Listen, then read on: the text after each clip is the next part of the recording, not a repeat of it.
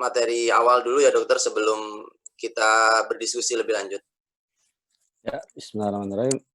Assalamualaikum warahmatullahi wabarakatuh. Terima kasih Dokter Wisnu yang sudah menginisiasi pertemuan malam ini. Sebelumnya saya ucapkan salam kenal juga nih buat Dokter Wisnu. Kita berhubungannya masih di dunia maya, walaupun bisa bertatap wajah secara langsung baru kali ini. Sebagai pengantar buat teman-teman yang hadir di sini, terutama di ruang meeting ya, ada 100 orang dan teman-teman yang di live chat di YouTube. Jadi awalnya ini sebenarnya diskusi santai, nggak ada SKP-nya ya, mohon maaf gitu.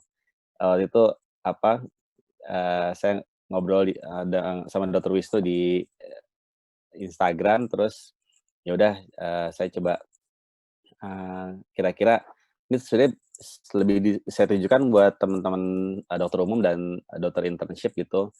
Kira-kira apa sih yang saya bisa coba bantu gitu. Jadi ini anggaplah ngobrol santai, tapi memang agar lebih terfokus saya menunjukkannya untuk segmen tertentu gitu ya. Selain dokter, saya lihat topik yang diajukan Dr. Wisnu ini juga relevan untuk teman-teman apoteker. Jadi saya juga mengundang dan alhamdulillah Dr. Wisnu mampu memfasilitasi acara malam hari ini. Mohon maaf juga kalau mulainya terlambat gitu. Saya pulang dulu dari praktek dan insya Allah sesuai dengan tema yang diminta gitu.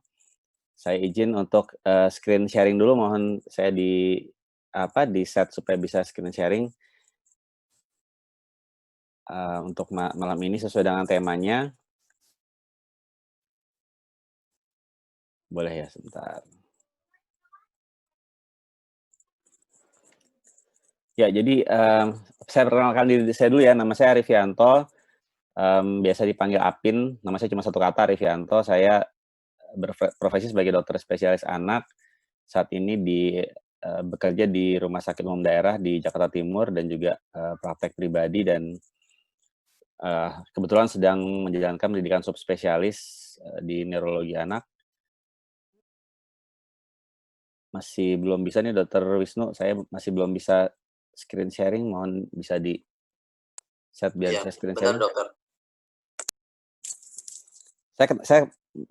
Saya perkenalkan Dokter Wisnu juga deh nih. Mohon maaf saya sambil baca ini. Jadi Dokter Wisnu nih yang menjadi host malam ini seorang dokter internship ya Dokter Wisnu ya di Rumah RSUD Panembahan Senopati di Bantul, Jogja, dan di Puskesmas di Bantul juga. Ini selisih umurnya sama saya nih beberapa puluh tahun nih.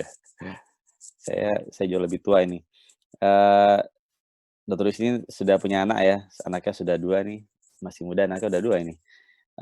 Terus ada lagi Dokter Iqbal, saya nggak tahu nih Dokter Iqbal wajahnya mana nih, saya belum ngelihat. Dokter internship juga di Slawi, Tegal ya, ini ya Masya Allah ya, ini satu di Slawi, satu di Bantul, satu lagi di Jakarta Timur. Assalamualaikum dokter, saya Dokter Iqbal. Waalaikumsalam warahmatullahi wabarakatuh. Iya. Gimana sehat Dokter Iqbal ya? Alhamdulillah sehat dokter. Alhamdulillah. Ini lagi di Slawi nih? Ini di Tegal sih dok, saya rumahnya. Oh rumah di Tegal, tapi prakteknya di Slawi? Prakteknya di Suradadinya dok, kabupaten tapi bukan di Slawi. Iya, saya kayaknya belum praksi tuh, jadi belum tahu. Emang underrated itu dok rumah sakitnya. Masih baru gitu dok. Iya, rumah sakit. Oh ada tipe apa? Tipe C? Tipe C, iya dok. Nah. Oh ya lumayan tuh tipe C. Iya, lumayan dok, intensif dok. Baik. Gimana Dokter Wisnu, sudah bisa di screen share saya?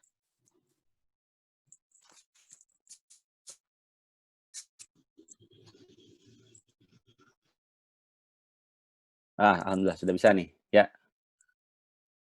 Baik. Sudah terlihat ya? Bisa lihat ini saya? Kalau bisa boleh kasih tanda? Bisa dok. Oke baik. Saya mulai ya. Bismillah. Mudah-mudahan tema malam ini relevan buat yang hadir, baik dari teman-teman dokter umum, dokter internship, dan mungkin ada juga dokter spesialis juga, dan teman-teman dari apoteker. Ini sebenarnya materi yang sudah sudah berkali-kali saya sampaikan sejak beberapa tahun yang lalu. Dan dalam kesempatan malam ini saya sejujurnya ingin mengucapkan terima kasih sebesar-besarnya buat guru saya yang mengenalkan saya ke dunia rational use of medicine ini. Saya punya seorang guru, seorang mentor, dokter spesialis anak konsultan, guru saya juga di Fakultas Kedokteran UI, namanya Dr. Purnamawati. Purnamawati ini konsultan gastrohepatologi anak, lulusan dari FKUI dan dari Melbourne University, dan beliaulah yang mengenalkan saya dengan yang namanya penggunaan obat rasional atau rational use of medicine ini ketika saya baru lulus dokter umum waktu itu sekitar tahun 2005. Dan saya banyak belajar dari beliau sehingga apa pemikiran saya, kemudian passion saya untuk mengedukasi masyarakat itu salah satunya adalah apa yang beliau ajarkan ke saya. Nanti kalau boleh browsing, yang belum kenal siapa beliau boleh browsing, nanti bisa cari tahu siapa. Dan ternyata ini adalah satu konsep yang sudah ada sejak lama gitu. Nah,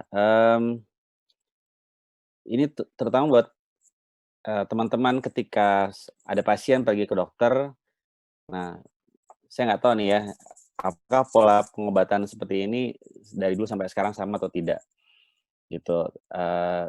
Kan apalagi ini Dr. Wisnu gitu kan, Dr. Iqbal di RS, mungkin istilahnya bukan di Jakarta ya, di daerah lah istilahnya gitu. Apakah mungkin tipikal masyarakatnya sama, yaitu kalau pergi ke dokter tuh pulangnya harus bawa obat, kalau nggak bawa obat berarti nggak pergi ke dokter namanya. Atau yaudah deh, pokoknya gimana pun juga harus sembuh. Kalau pergi ke dokter A nggak sembuh, ya udah cari dokter B, gitu kan. Ngapain sih pergi ke dokter kalau udah sakit, walaupun seringan apapun, pilek misalnya, tapi kalau nggak sembuh ya ngapain gitu pergi ke dokter. Ada juga yang mungkin nggak harus kok pulang tuh bawa obat, nggak harus kok segera sembuh, karena sudah tahu lah kira-kira kondisinya nih seperti apa. Tapi lebih ingin tahu apa sakitnya. Dan yang lebih, tentunya kalau lebih pengen tiga-tiganya. Mohon maaf nih, muncul coretan di layar saya agak trauma nih. Terakhir kali saya tiba-tiba muncul coretan di layar tuh ada yang melakukan Zoom bombing. Semoga nggak ada yang iseng ya malam ini ya. Oke. Nah, kemudian ada juga kalau saya ngobrol ke pasien-pasien saya, terutama para orang tua muda gitu, yang mungkin tahu sebenarnya anaknya nggak perlu dibawa ke dokter, tapi dia ke dokter karena disuruh sama orang tuanya ke dokter. Jadi istilahnya ada anak cucunya sakit, yang pengen ke dokter tuh kakek neneknya gitu, padahal bapak ibunya sih udah ngerti, oh ini sih nggak usah ke dokter. Atau tadi khawatir ada kenapa-kenapa. Nah ini kenapa-kenapa ini harus didefinisikan dengan jelas gitu. Jadi kalau ketika ada pasien yang datang, ya takut sesuatu, ya harus jelas itu takutnya apa. Nah, ini mindset paling sering dari ketika kita pasien pergi ke dokter, maka ini kita semua sudah tahu ketika seorang ke dokter, ada proses pengambilan keputusan, tugas kita untuk mengambil keputusan, teman apoteker juga mungkin juga tahu lah seperti ini prosesnya. Jadi harus ada anamnesisnya dulu, kemudian sampai tegak diagnosisnya. Dan ingat, terapi itu hanya bisa tegak sesuai dengan diagnosis, bisa dijalankan sesuai diagnosis. Artinya apa? Tidak mungkin kita ngasih terapi kalau nggak tahu apa diagnosisnya. Semoga semuanya sepakat ya. Nah, lalu kemudian apakah terapi ini harus berakhir dengan obat? Ini mungkin untuk setting rawat jalan di poliklinik, apakah harus berakhir dengan secari resep, kemudian berubah menjadi obat? Ya kalau di rumah sakit, kalau dirawat sudah pasti ya, dirawat kan sudah pasti dapat perawatan, dapat obat. Tapi kalau berobat jalan, apakah harus pulangnya itu dapat obat? Kan tadi seperti mindset pada kelompok pertama yaitu kalau nggak dapat obat berarti nggak ke dokter mungkin. Nah, pada anak sendiri sebenarnya yang dalam saya bicara terutama setting rawat jalan ya, bukan setting rawat inap, yaitu ada yang namanya common problem atau penyakit langganan. Ya, saya yakin di sini semua nih teman-teman dokter internship, dokter umum, kemudian teman-teman apoteker lah gitu ya, yang mungkin sebagian punya anak, sebagian lagi pernah dapat resep gitu kan dari dokter. Sakitnya ya paling sering ini kan, batuk pilek, kemudian diare.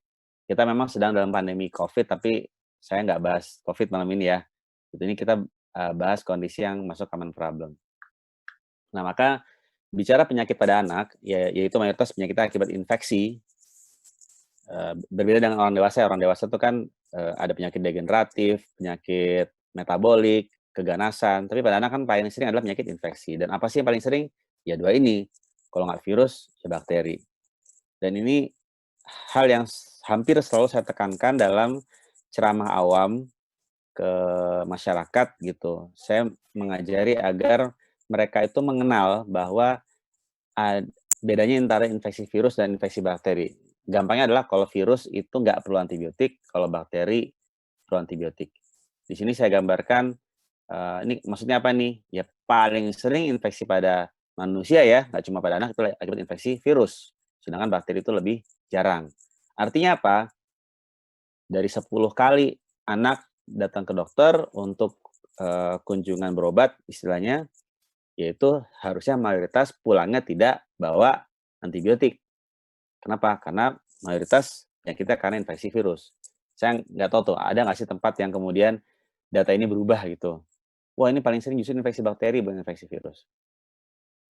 Nah, jadi kalau misalnya sakitnya common cold, flu, ini kita bedakan ya. Common cold dan flu kan dua penyakit yang berbeda. Atau diare yang nggak berdarah, ini kan semua adalah akibat infeksi virus. Ini kemudian radang tenggorok ini nanti kalau sempat akan saya coba bahas. Jadi saya diajari oleh guru saya dan juga saya mengajari ke masyarakat ketika menyampaikan ceramah agar menghindari yang namanya diagnosis yang tidak jelas gitu. Harus tegas itu istilah radang tenggorok, kemudian flek paru itu adalah istilah yang sebenarnya tidak boleh lagi digunakan oleh kita. Nah, sekarang masuk nih, biar nggak bosan ya, ini saya yakin kan udah pada capek nih, seharian kerja apalagi hari ini hari Senin mungkin sudah mulai new normal life ya, jalan lebih macet, pulangnya berangkat lebih pagi. Rational use of medicine ini sudah diadaptasi oleh Kementerian Kesehatan dengan nama POR. Ini sudah ada sejak tahun 85 sebenarnya. Saya juga baru tahu itu tahun 2005. Jadi setelah 20 tahun kemudian saya baru tahu, oh ternyata ada tuh yang namanya Rational Use of Medicine ini dikeluarkan oleh WHO sudah sekian lama. Sekarang kalau dihitung di sini, ini Dr. Wisnu sama Dr. Iqbal udah lahir belum nih? Tahun 85. Belum pada lahir kan ya gitu. Ini Belum. sudah sangat lama ternyata. Belum, Gitu Dok. kan? Belum ya, ngaku udah dua-duanya. Ini sudah lama, jadi bukan hal baru. Dan sepertinya masih relevan sampai sekarang. Di sini ada satu kalimat yang mengandung beberapa makna. Yang pertama adalah patients receive medications appropriate to their clinical needs. Ini definisi kandungan yang pertama. Yang kedua adalah in doses that meet their individual requirements. Ini hal yang kedua. Dan yang terakhir adalah, yang ketiga adalah for an adequate period of time. Dan yang terakhir, at the lowest cost to them and their community. Jadi ketika kita menjalankan praktek kedokteran, ketika teman-teman apoteker menjalankan praktek peresepan obat yang memenuhi 4 hal ini, maka dikatakan sesuai dengan definisi dari WHO tentang rational use of medicine tadi. Jadi ada obatnya harus sesuai dengan kebutuhan pasien. Nah, ini terkait dengan namanya diagnosis. Tadi kan saya jelaskan di awal gitu prosesnya. Terapi itu harus sesuai diagnosis. Artinya apa? Diagnosisnya dulu baru terapi. Jangan sampai datang anamnesis, PF, langsung terapi. Diagnosisnya apa? Gejala atau observasi. Itu sebenarnya nggak ada ya. Diagnosis observasi febris atau gejala tipes itu nggak ada tuh istilah seperti itu. Harus tegas. Kalau bingung sama working diagnosis, ya gampang. ada differential diagnosis. Diagnosis kerja selalu ada diagnosis banding. Dan nanti tadi, kalau ternyata diagnosisnya berupa infeksi virus yang nggak perlu obat, bisa jadi memang nggak perlu obat sama sekali. Ini kriteria pertama. Kedua adalah sesuai dengan kebutuhan individu, kan in doses that meet the individual requirements. Artinya apa? Nah, kalau anak-anak kan variasinya lebar ya, lebih cenderung ke arah penentuan berdasarkan usianya. Jadi kalau saya yakin di sini rumah sakitnya kan sudah terakreditasi ya. Kalau diakreditasi itu kan eh, ada resep yang sesuai akreditasi itu, ada nggak cuma sekedar nama sama umur istilahnya ya, tapi ada berat badannya dan itu harusnya menjadi cross check bagi teman-teman apoteker untuk ngelihat nih, dokter ngasih resep, terus berat badan, tapi kok, wah ini nggak yakin nih, sesuai atau enggak. Jadi salah satu tugas saya tuh di rumah sakit, ada tuh saya ingat sekali ada seorang, senior apoteker tuh yang, wah saya kalau ditelepon pasti dikonfirmasi nih, "Dok ini, berapa nih, dosisnya?" Gitu. Kok nggak yakin apa sama diagnosis saya? Oh ternyata, tidak sesuai dengan berat badan, atau mungkin terkait dengan interaksi obat. Jadi memang tugas apoteker adalah mengingatkan, mengingatkan kita para dokter kalau memang ada hal-hal yang tidak sesuai dengan, terkait dosis misalnya. Kalau tidak sesuai dengan berat badan, tidak sesuai dengan usianya. Dan kita yakin semuanya pasti punya PPK ya, panduan praktek klinik, dan itu harusnya sesuai. Dan ini adalah bagian, dari rational use of medicine. Ini sebenarnya kriteria ketiga dan keempat ini masih nyambung, dan yang terakhir adalah at the lowest cost. Artinya apa? WHO itu menganjurkan penggunaan obat generik, gitu. Artinya obat generik dan obat generik bermerek itu sama saja. Kita juga harus menegaskan kepada masyarakat untuk tidak salah menggunakan istilah, obat paten. Obat paten itu kan obat yang, paling pertama belum ada produk yang serupa, nah itu harusnya disebut sebagai obat paten. Tapi kalau obatnya lebih mahal, itu bukan obat paten kan, itu OGB, obat generik bermerek. Nah, jadi, WHO sendiri pernah membuat satu modul namanya Good Prescribing Practice, gitu, praktek resepan yang baik. Saya yakin teman-teman apoteker sudah pernah dapat modul itu pada saat, kuliah dulu ya. Mungkin teman-teman dokter saya nggak tahu, ada nggak di kurikulumnya tuh, menentukan inilah artinya dalam Good Prescribing Practice ini, ada poin-poin yang harus bisa kita, jalankan semuanya. Ini nih yang menarik ya, nulis resep yang jelas. Saya kadang berpikir, boleh deh kita mungkin nulis, apa ya, status kadang-kadang tulisannya unik gitu, tapi kalau nulis resep harus benar-benar terbaca, jangan sampai salah. Tapi, ya bersyukur buat teman-teman yang sudah di tempat praktek atau di rumah sakit sudah pakai resep elektronik, itu kan insya Allah akan terhindar dari namanya resep yang tidak, terbaca ini.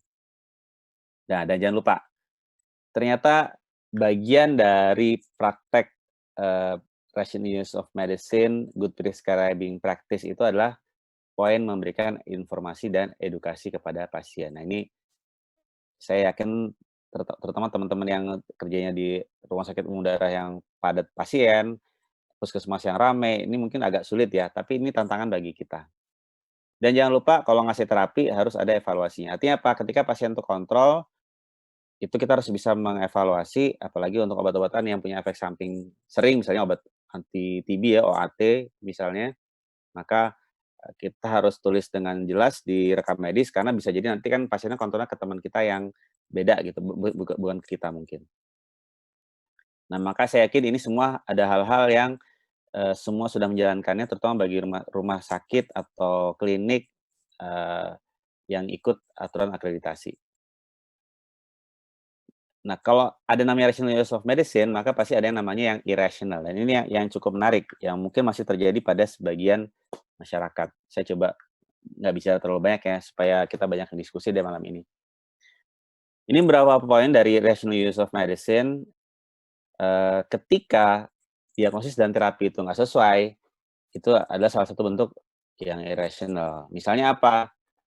Pasien datang dengan ya common cold atau influenza misalnya, tapi demam tinggi sampai 40 derajat, atau bahkan pas kita periksa sampai 40,5 derajat.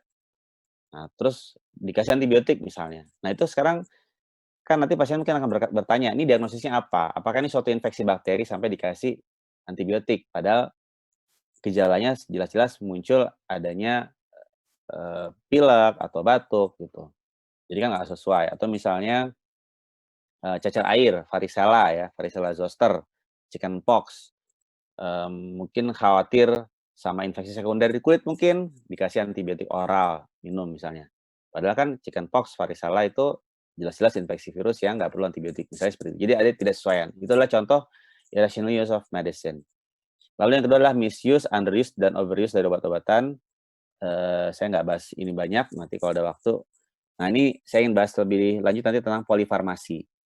Ini cukup sering masih banyak dilakukan di kita, apalagi mungkin buat pasien-pasien dewasa, kalau punya penyakit dalam tuh kan kalau sakit ada hipertensi, ada diabetes mellitus, belum lagi sekarang mungkin nauzubillah kena COVID-19 itu, wah pasti obatnya bisa banyak sekali kan.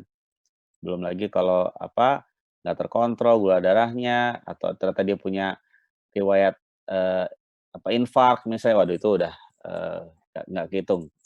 Nah, tapi kalau anak-anak, nanti karena saya dokter anak, saya akan bahasnya lebih ke arah resep polifarmasi pada anak. Dan ini penggunaan antibiotik yang tidak rasional, ini masih berhubungan dengan poin nomor pertama ini.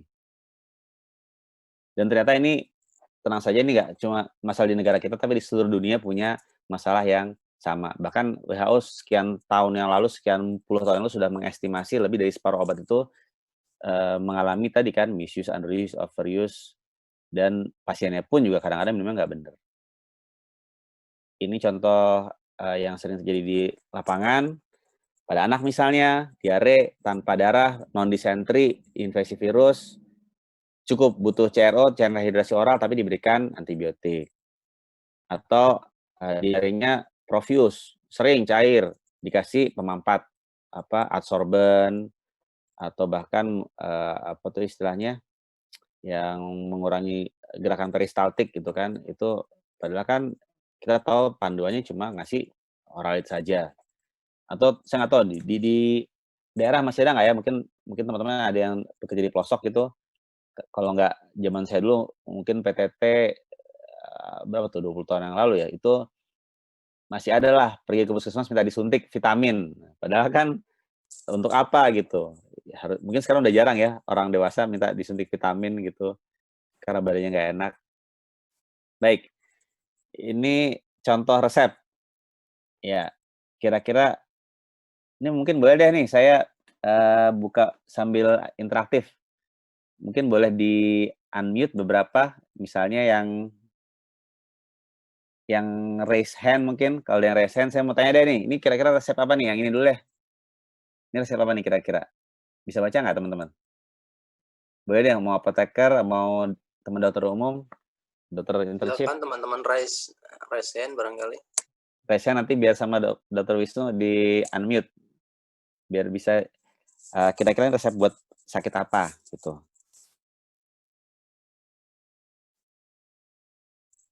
Nggak ada yang mau jawab? Dokter Wisnu mau jawab kali? Itu ada, apa dokter ya, itu erythromycin dokter ya? Terus apa lagi? Terus ada CTM dok, Oke, apa lagi? ada luminal, ada vitamin B kompleks ya maksudnya, kompleks. Terus di bawahnya, oh ini sediaan ya dok ya? Ya. Terus bawahnya itu Itu kira-kira sediaannya apa itu kira-kira? disolvon, transfulmin. Ini batuk ya dok ya? Batuk. Oke, ini resep zaman dulu ya. Ini puyer ya kan. Kemudian ini drop, ini transfulmin. Kira-kira sakit apa sih dikasih obat-obatan seperti ini? Dokter Wisnu, Dokter Iqbal, kira-kira mau ngasih? Ini dok, apa? Ya batuk pilek dok. Batuk pilek ya. Kira-kira batuk pilek perlu nggak dikasih resep seperti ini?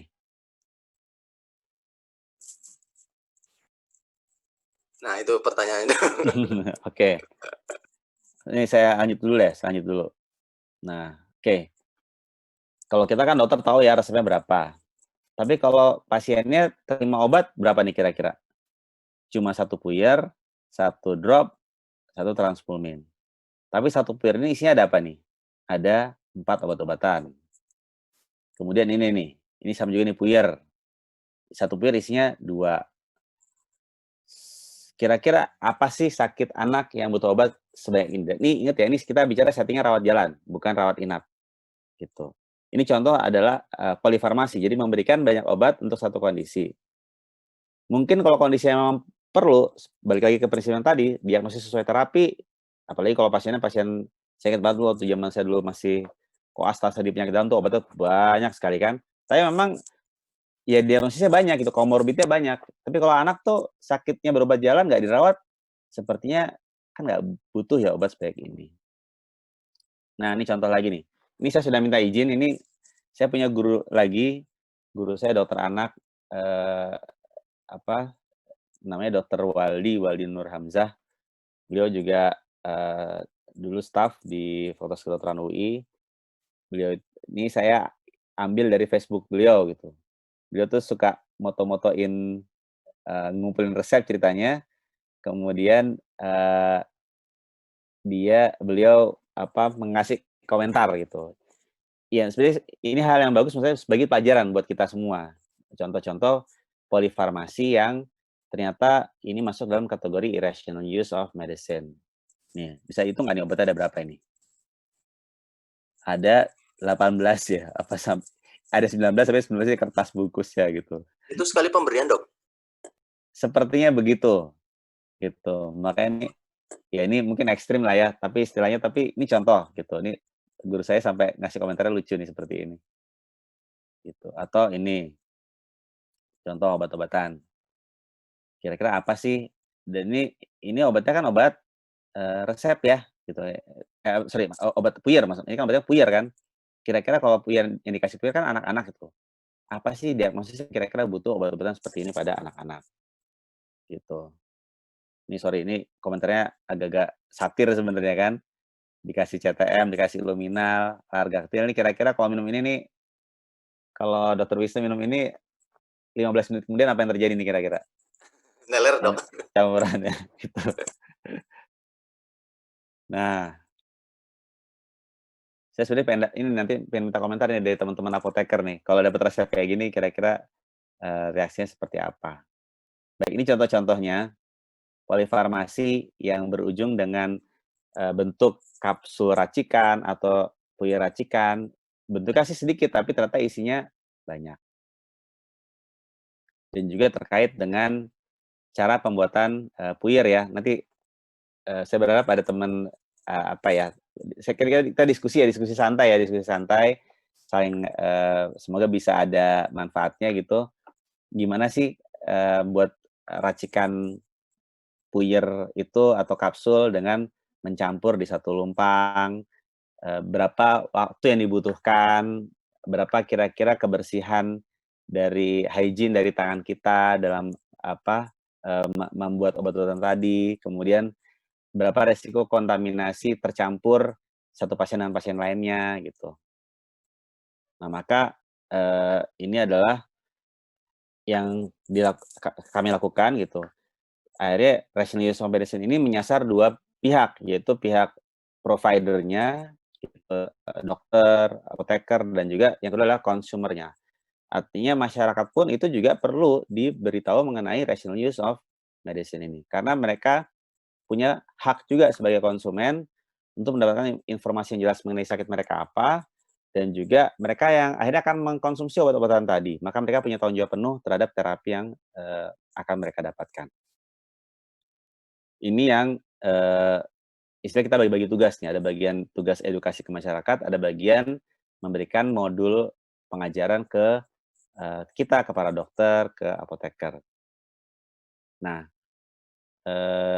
ini yang seringkali dipesankan. Jadi sekarang kan teman-teman di sini juga punya media sosial misalnya ya, itu beberapa senang berbagi informasi. Tujuannya apa sih sebenarnya? Karena kita ingin membentuk masyarakat yang tidak punya latar belakang kesehatan itu menjadi masyarakat yang kritis. Artinya apa? Kalau mereka sudah tahu dan mereka tetap harus butuh ke dokter, mereka akan lebih tajam gitu diskusinya dan mereka akan mampu mengambil keputusan bahkan untuk pergi ke dokter atau tidak. Bisa jadi kalau mereka sudah punya informasi, mereka akan tahu, "Ah, ini sih saya sakitnya ringan, nggak usah ke dokter," gitu. Tahu kedaruratan apa yang harus membawa ke dokter. Dan ini yang sering, saya ajarkan ke, masyarakat gitu, bahwa kita sebagai dokter itu pun dalam mengambil satu keputusan itu punya dalil. Dalilnya itu apakah sahih atau tidak gitu. Jadi, ada yang namanya evidence based medicine. Itu juga sesuatu hal yang sebenarnya masyarakat pun juga sudah diberitahu. Apa sih evidence based medicine itu dan, eee, kapan kita harus menggunakan jurnal A, kapan kita tidak perlu menggunakan jurnal B, dan itu diaplikasikan dalam praktek sehari-hari. Dan mungkin yang terakhir ini tentang masalah komunikasi, sebenarnya gampang sih. Kita, berapa lama sih satu pasien bisa kita periksa gitu? Berapa lama waktu yang mereka miliki untuk bersama dengan kita sebagai dokter di ruang praktek? Kan nggak banyak tuh.